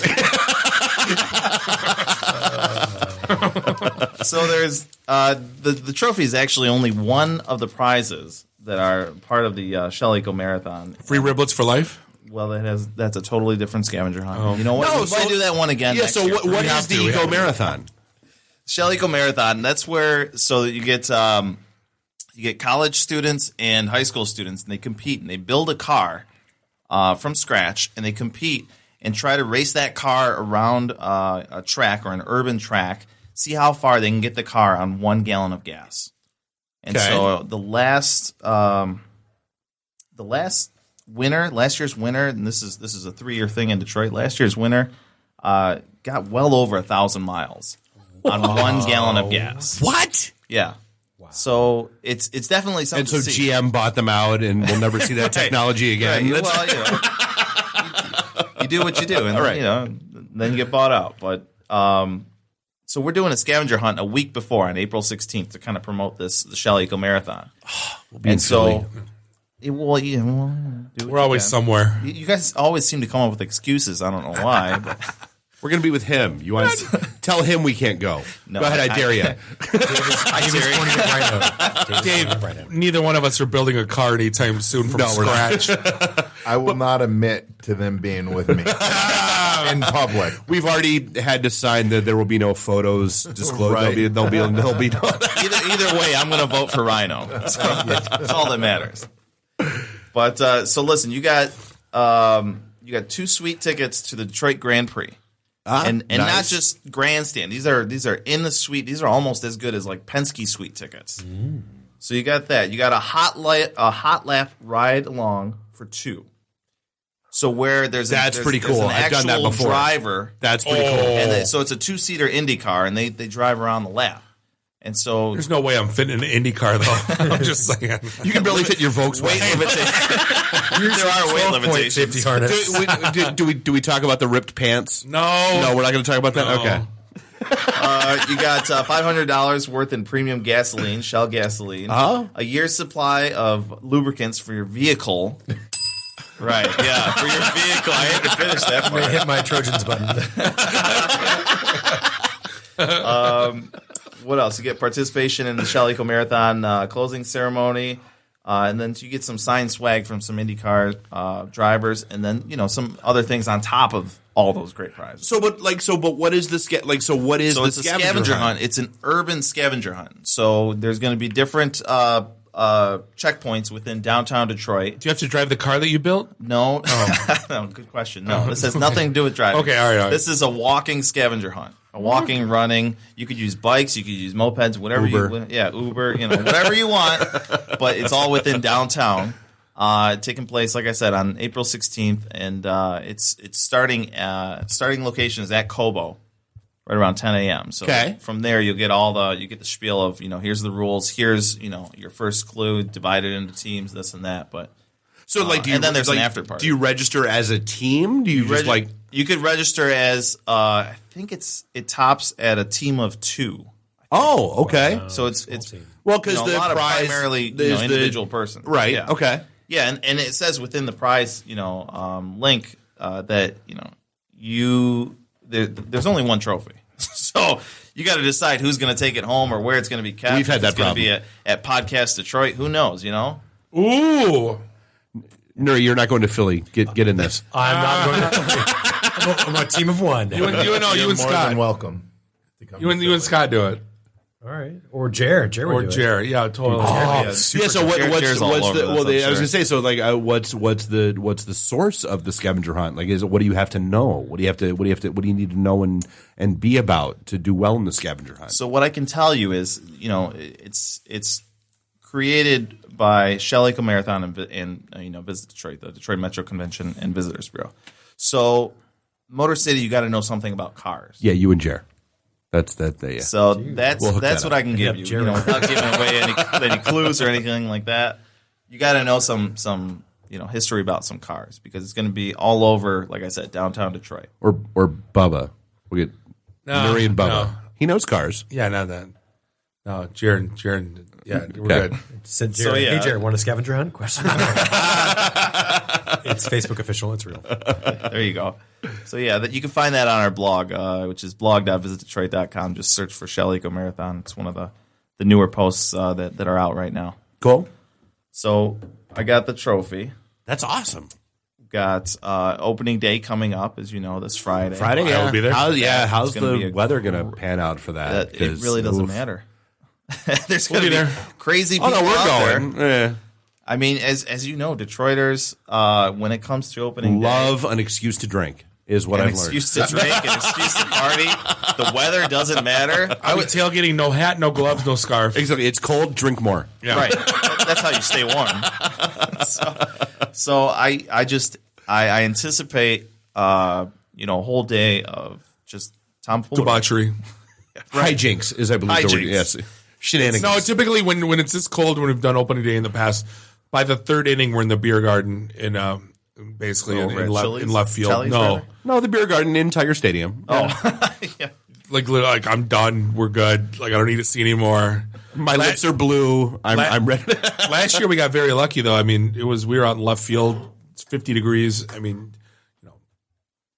and of course now it's 70 degrees in February. In April it's freezing. Exactly. Winter, you had your chance, you missed it, and now you're coming back with vengeance. It's why it's Mother Nature, not Father Nature, because it's furious anger. So opening day. Now what else? I guess the month of for the month of April.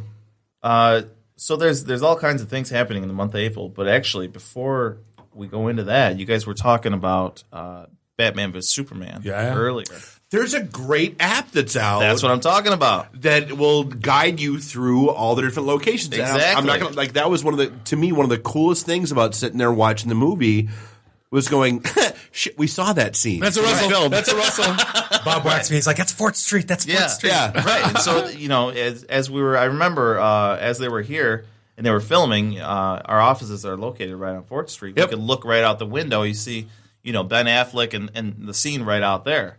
And we thought those boats were Aquaman's boats, but it was just a scene like on the river. Like, where did the river come from? It's the Russell. Yeah. Well, and we've said it before. Let's be honest. The most unbelievable scene of that entire movie is that there was that much fire around the Russell Industrial Center, and nobody got high and stopped fighting. Dan, we spent 2 Mondays because we found out the Bat Cave was in the Russell. Right. And we got out of our show and we were knocking on every door. And we went to every door, knocked on every looking at every window, like totally ignored every sign that said if you go here, you're banned for life. And nothing. You still came up empty-handed. No, there was the thing. Like we got a couple good photos. If you go to the 6th Did you floor, get a bad selfie?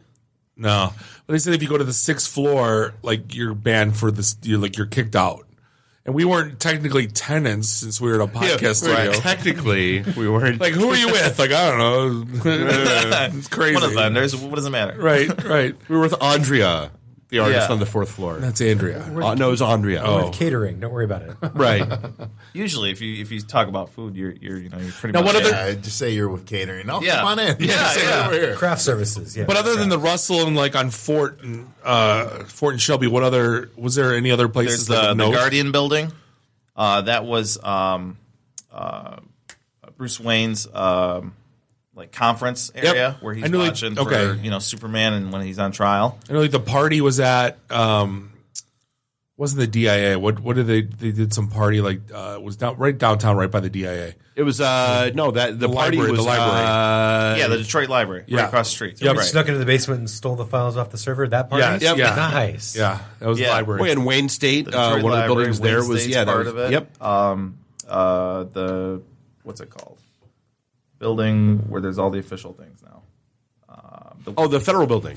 Yep. The old federal building was one of the backdrop. That was what they overlaid the Capitol building onto. Yep. Right. Yeah, and I looked at that and I was like, wow, there's a lot of cinematography in here. Studio magic. Well, it's funny because I was in the one with a Burn. That was all done in Pittsburgh, so it's funny because I did a lot of business in Pittsburgh. So like every scene, I was like, oh my god, that's still. Oh my god, I know that part. Oh my god, that's But the app's pretty good.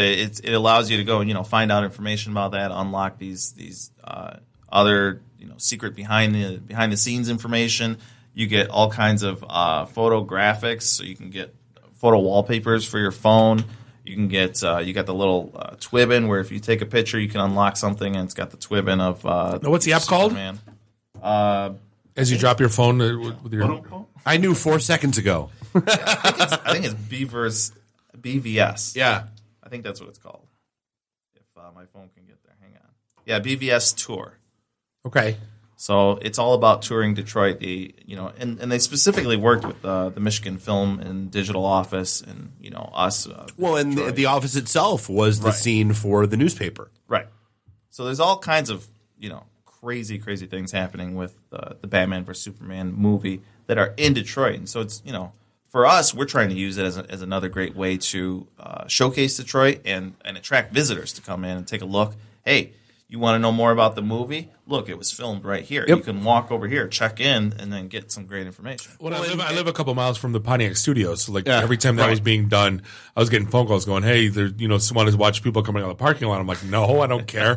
But I mean, it was cool that it was right there, Right. Well, and Transformers is getting ready to film here again. 5. Right? Yep. The call is out for additional, extras and that kind of stuff.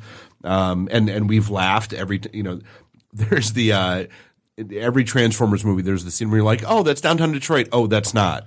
Like every 3 seconds, it's like Detroit, LA, Detroit, LA, Detroit, LA. Right. How do they do this? Like Fort Street Rodeo, Fort Street Rodeo. It's rodeo. Just depends on what angle. It's not, Bob. It's rodeo. It's rodeo. It's Houston, not Houston. Right. It's all about the syllable emphasis. So yeah, there's that. Like I said, those two. But then as far as events, opening day, like I mentioned, what else we've got? Opening, honestly, Village is opening. Dan, I just want to throw this out.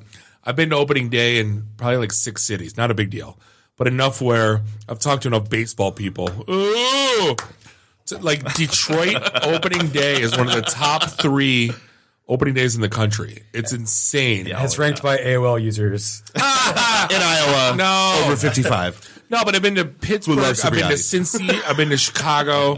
So what do they do at those cities? They're quiet. It's They're not nothing. the same. It's just like going to a game. It's not like a party that takes No. all of Grand Central. In Boston, the Red Sox don't do opening day like Detroit does. Any excuse to have a drink in this town. Like you look at the St. Patty's Parade, followed by Nain Rouge, followed by there's like what are we partying for? I don't know. Some red midget devil kills people. 3 day. Let's celebrate the area code. Woo! 3 day. Let's go drinking. 3 day. Or we can celebrate that Rhino's running for state rep. See, have a parade. Have a parade, Rhino. See, but I mean, seriously, I think it's any excuse to have a drink in this town. Motor City Comic Con. We're gonna get a Ric Flair endorsement for you. That's our goal. See, I always thought like Detroit was like opening day is kind of like a rite of passage. It's spring. Oh, it is. The weather broke. It's like 19. You go to Windsor. Yeah, but opening day. It's downtown. But I'm thinking it's like that in Chicago, Cincy, Pittsburgh, and they're like, no, it's just a game. That's the difference between everyone else and Detroiters. Because Detroiters, we're starved for entertainment. Feed me drinks. I'm just kidding. That's right. We're still coming off the hangover of another crappy Lions season. Right. Oh, the Wings are in the playoffs again. Not this year. Give me something. Yeah. But yeah, Detroiters, all kinds of spirit, all kinds of hope and determination, and that just says it right there in the opening day, because aside from all the drinking, they know how to party. They're dedicated. They're loyal to their team. They're loyal to their city, and they'll show you a good time. So you go out to opening day, and there's nobody that I've ever met that has went out to opening day and said, "Oh, I shouldn't have done that." Right. Right. Well, and it's a very open. So that's the other, you do opening day in Boston, you do wherever else. I mean, Detroit is one of the few cities where I don't care if it's baseball, hockey, football, anywhere, any other sport. If you show up with an opposing team's jersey, you might get razzed a little bit. But you're accepted and respected. You're not getting batteries thrown at you. Yeah, you're not getting respect, drenched in ketchup. You're not, it's and that that's one of the key differences out here. It really is. I went to the Lions Steelers game in Ford Field, and I got heckled. And there were more Pittsburgh fans. I got heckled in my own stadium where I couldn't even talk back because there were so many of them. I'm just going to sit down and just go, I'm a Lions fan. Haven't I suffered enough? Jesus Christ. Oh yeah. But Dan, how do we find you online? VisitDetroit.com, right? VisitDetroit.com or on our blog.visitdetroit.com. We are not making it out of this segment without talking about Depict the D. Oh boy, we're not. Dan, I know we talked about this last time, but you had another interaction, and so it's not just us that are telling you that Depict the D might not be the best hashtag to be running with. Right. The problem is we've got such a following.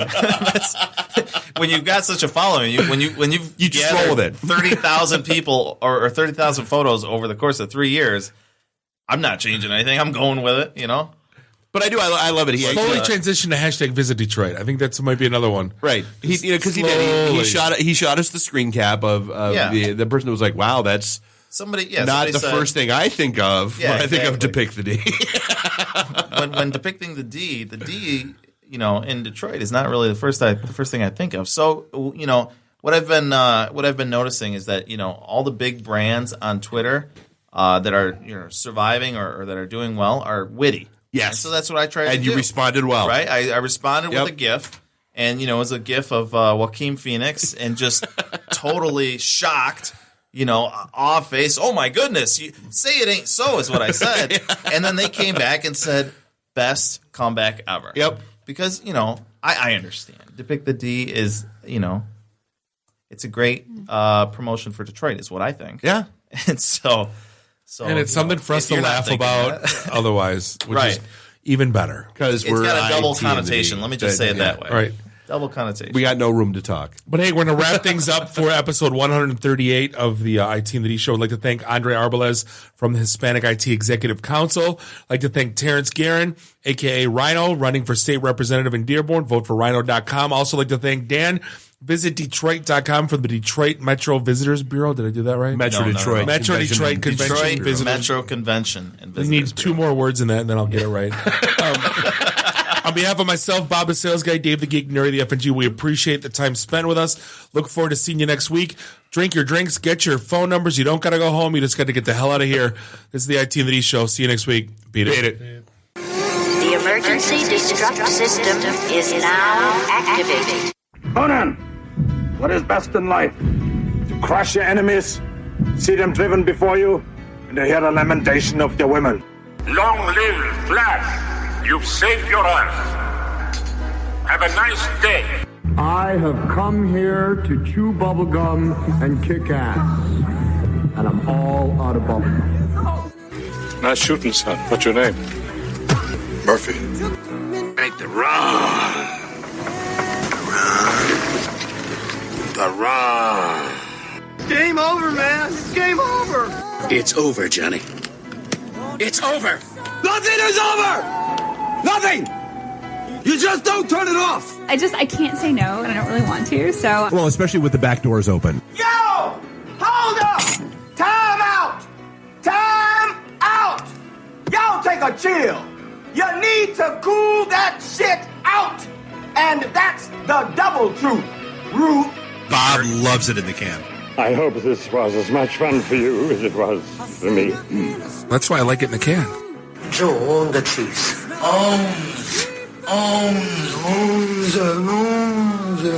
Bear me.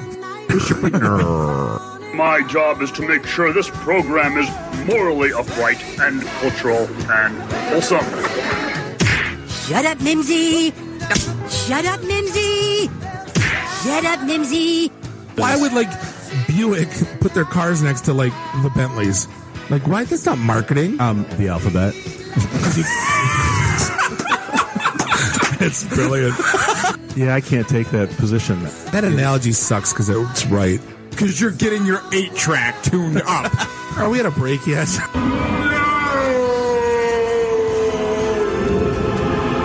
Yeah, so now I'm just doing stupid stuff to make me laugh.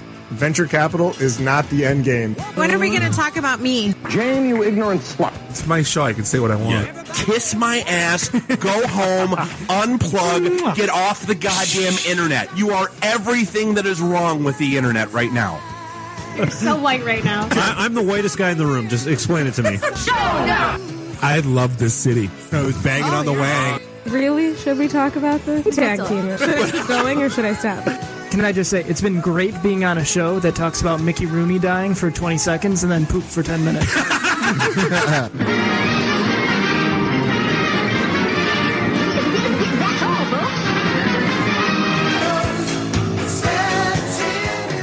This is a previously recorded episode of the IT and the D Show.